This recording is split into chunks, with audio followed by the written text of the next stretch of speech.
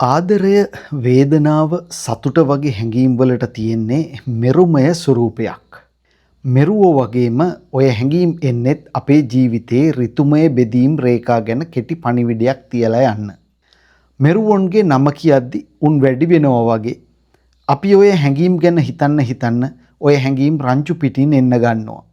මෙරුවෝ වගේම ඔය හැඟීමුත් හිටි ගමන් අපේ ජීවිතයට ඇවිත් මිහිරි කලබගෑනියක් සියුම් උත්කර්ෂයක් ඇති කරවනවා.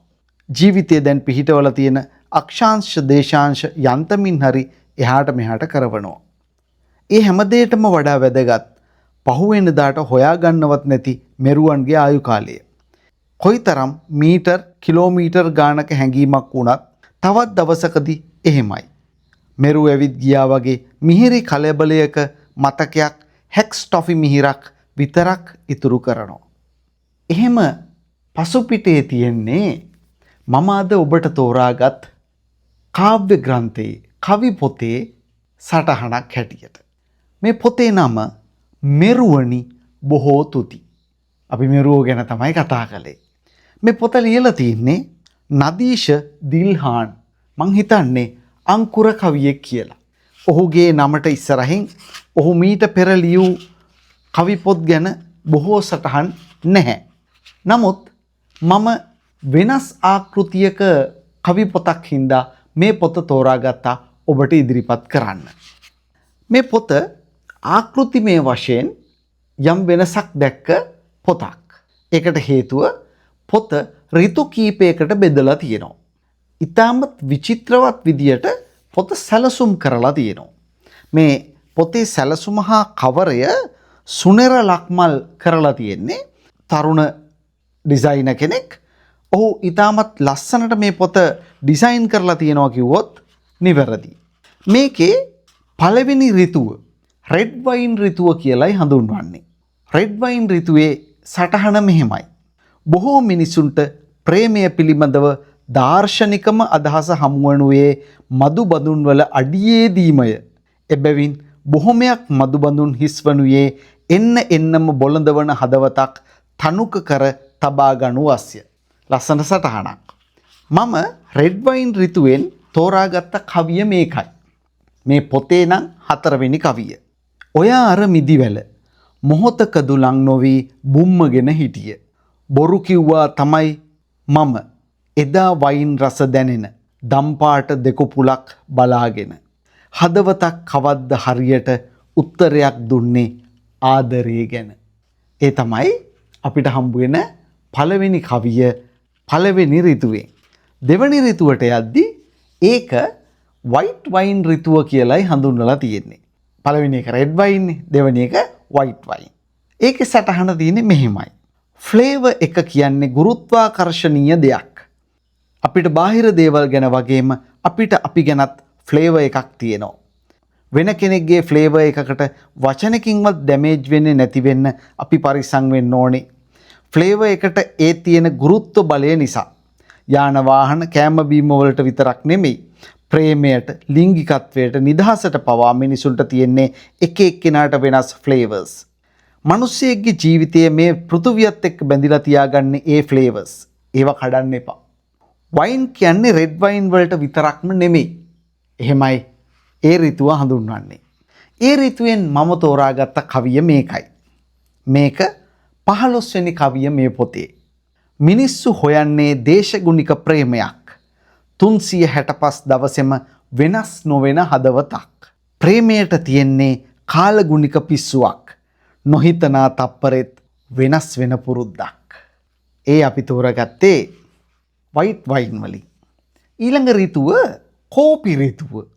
වර්ණවත් විදියට මේ පරිච්ඡේද වෙන් කරලා තියෙනවා. හරි ලස්සනයි.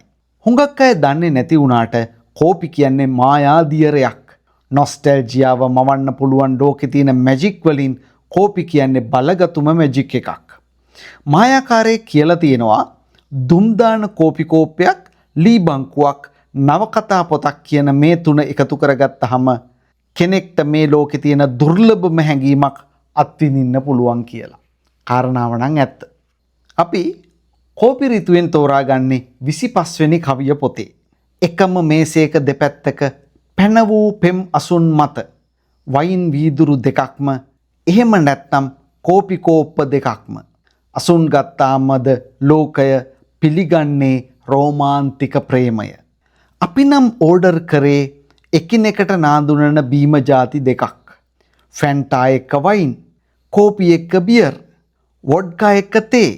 ඉඳගත්තාම ඇයි මේ තරම් බැරති බැනුම් අවලාද ගල්.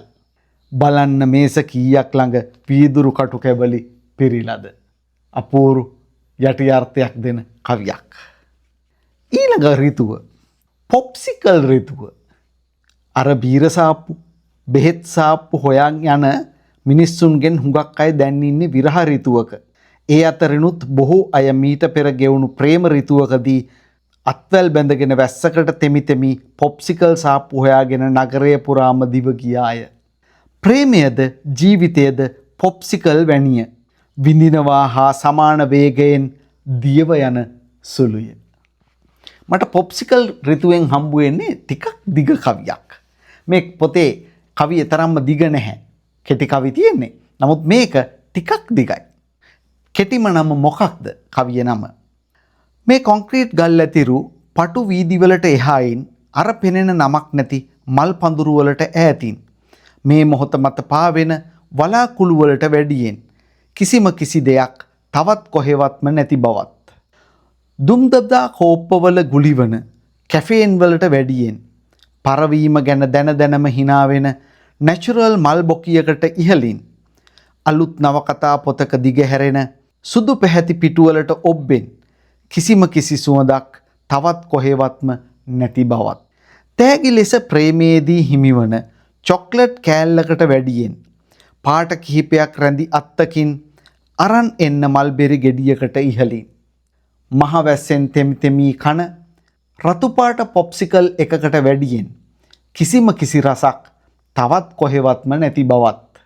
ඒ සියල්ලටම මෙපිටින් මං ගැනම වද වෙන ඇස් දෙකක් ළඟ විශ්වයම ඇති බවත්. හිතෙන මේ හැඟීමට දෙන්න පුළුවන් කෙටිම නම මොකක්ද? කෙටිම නම මොකක්ද? ඒක තමයි කවියේ නම. අපේ අන්තිම ඍතුව සකේ ඍතුව.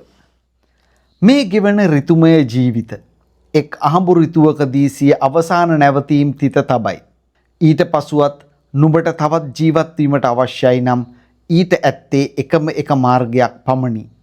ඒ තවත් ඍතුමය මිනිසෙකුගේ හදවත තුල ජීවත් වීමයි. නමුත් නුඹ එය කළ යුත්තේ ජීවත්ව සිටියදීමයි. 47 වෙනි කවිය සකේ ඍතුවේ අන්තිම එක. ඉඳුරාම කිව හැකි ඇය වතුර විදින තුවක්කුවක්. කොහොම පිට වුණාදැයි තවම මම දන්නේ නෑ මේ වගේ මූනිස්සමක්. අපූරු කවි පෙළක්. අන්තිමට කවියා නදීෂ දිල්හාන් මෙහෙම කියනවා. 1001 රැයක් වෙහෙස වී ලබාගත් එකම එක් රැයත් කවිය අහන්නට ආවට මෙරුවනි බොහෝ තුති. ඒක ආරාවිඩි සොල්ලාස ඇසුලෙන් ඔහු රචනා කරන්නේ. කවි කියවන්න ආසයට කවිය කියන්නේ අපූරු සාහිත්‍යාංගයක්. ඒක විඳින්න ඔබට පුළුවන් නම් තෝරා ගන්න පුළුවන් මේ පොත. මෙරුවනි බොහෝ තුති. නදීෂ දිල්හාන්ගේ කාව්‍ය ග්‍රන්ථය. මේක කතෘ ප්‍රකාශනයක්. රුපියල් 600ක් මිල කරලා තියෙනවා. අපූරු නිමැවුමක් දකින්න පුළුවන් මේ පොතේ. පොතක් හැටියට කවි වගේම එහි නිමාව අගය කළ යුත්තක්.